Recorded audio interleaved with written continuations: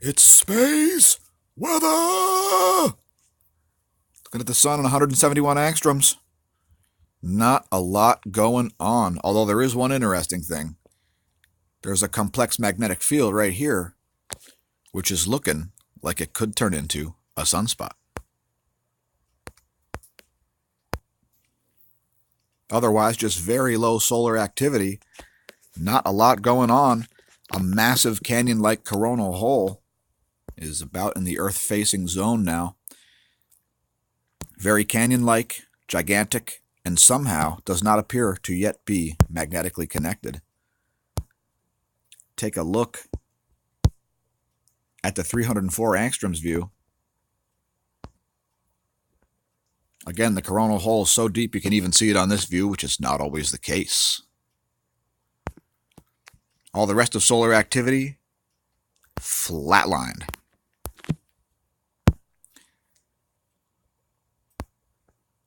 By the way,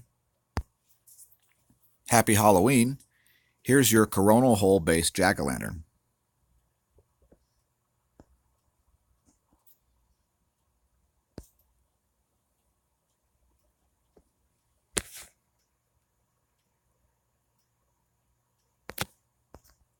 Now we're going to get deep into the weeds right after we cover earthquakes and the space weather details. Basically, what's going on with earthquakes is we are having a lull in earthquakes. Nothing major kicking off. 4.7 in China is, I think, the biggest quake in the past 8 hours. So that's a lull. All the warning spots remain at warning. Magnetometer spikes have been a little extra high. Oh, there's been a 5.1 in China also. And a deep 4.4 blot echo range in Alaska. San Francisco and northern LA will remain on alert until the coronal hole magnetic field is gone. Head to spaceweathernews.com, look at the details, talk about flatlined. X-ray flux sure is.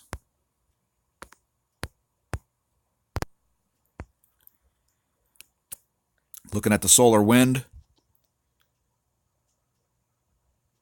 Phi angle is still shifting. BTBZ is still shifting. We're awaiting the magnetic connection for the coronal hole. We're probably going to get about a phi angle of about 190, maybe 200. Again, anytime. Surprised that it's not already connected. Solar wind density below 10. Solar wind speed below 350. Slight uptick in the speed and the temperature there, so keep an eye on that. KP has been at 0 for the last 6 hours, and the magnetometer is looking very wobbly. Again, we're expecting this to be a little higher here when the coronal hole connects. Very jagged magnetometer. Electron flux has been doing the standard dipping around just before midnight. By the way, these N's and M's, those stand for local midnight and noon time where the satellites are located, if you weren't aware of that. F2 ionosphere layer looking fairly normal, fairly discharged. And now let's get into the weeds. First of all, actually before we do that, we've got some other data points to look at here. Head to the Space Weather Enthusiast dashboard. By the way, we'll have links to every one of these websites in the description. Check out the GOES X-ray imager. You can see this more active region here in the center of the disk is finally starting to rotate out. And again, there's a new active region rising over the eastern limb near the equator.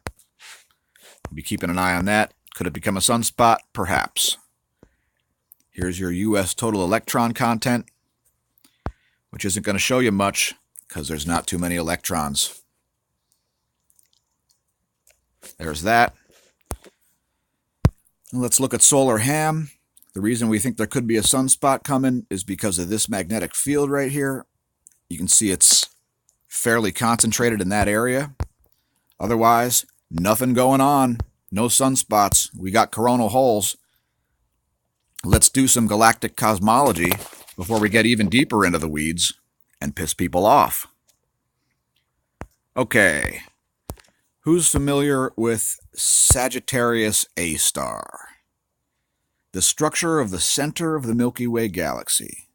Well, here's a wide field radio image from the Very Large Array taken in 1999. And there you can see at the galactic core, Sagittarius A star, which is a massive radio source estimated to be about 4 million times the mass of the Sun. Also, you can see some odd-looking filaments coming out, which many of us believe are electrical phenomenon caused by the jets of massive objects and their electromagnetic influence on the area around them.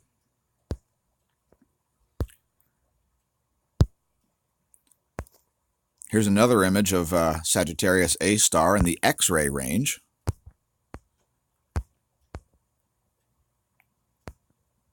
Again, we'll leave links to the articles. We do follow this the same way we follow Cygnus X3 and X1 and all the other really massive radio sources. You can see the progression of the radio output of Sagittarius A star since 2005. And now let's get into the Schumann resonances, since people seem to be very interested in this and think that it's somehow relevant to anything. So, the Schumann resonances are extremely low frequency radio waves which form in the Earth's atmosphere, in between the ionosphere and the lithosphere, i.e. the surface of the planet. These are extremely low frequency radio waves that are generated by lightning. And much like a guitar string, let me get to a better image here before we start drawing on stuff. Much like a guitar string harmonic, the waveforms will interfere with each other, which is why we're looking at these different portions of the frequency range.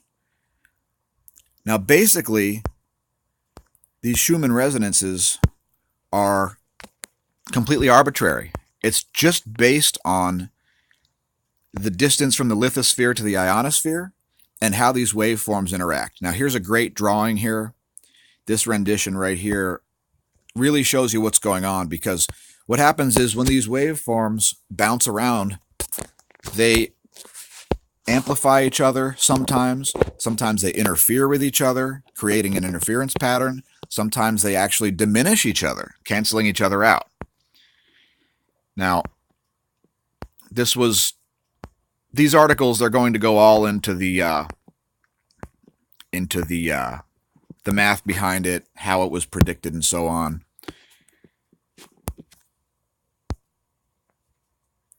And now keep in mind, these Schumann resonances, we're monitoring them all the time, but they don't really seem to foretell very much about what's really going on, because especially in daytime, solar activity massively overpowers this stuff.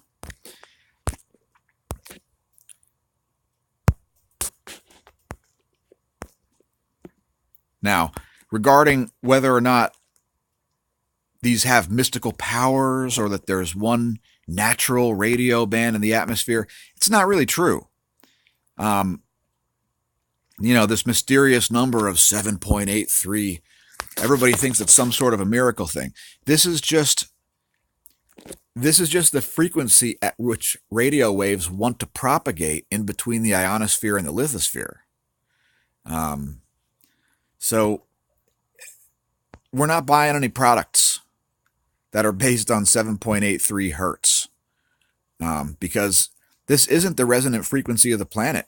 This is simply the resonant frequency of radio in the atmosphere. So we've got the 7.83, we got the 14.3, the 20.8. These are all harmonics, just like a guitar string. I don't know if anybody understands harmonics on a guitar string, but when you get the string to vibrate harmonically, you get different notes. And this is exactly what the Schumann resonances do. When one frequency starts taking up the bandwidth, then a new frequency has to form because the bandwidth is being occupied, and then eventually they'll amplify each other. Doesn't really seem to foretell much, and solar activity is the driver of this, which is why we study solar activity instead of the Schumann resonances. Now, keep in mind that these are massive radio waves. These things have a wavelength of about 38,000 kilometers, okay?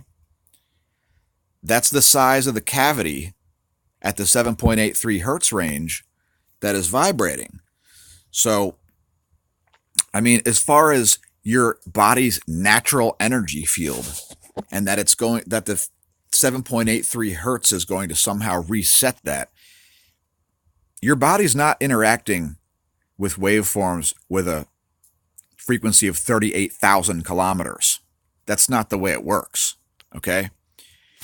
Now, you are sensitive to electromagnetic radiation. There's no doubt about that. It's in the atmosphere. I mean, think about what an MRI is, how powerful those fields are, and that doesn't really do anything to you. So how would these extremely weak Schumann resonances do anything? Also, keep in mind that in the daytime, solar radiation is absolutely canceling these out.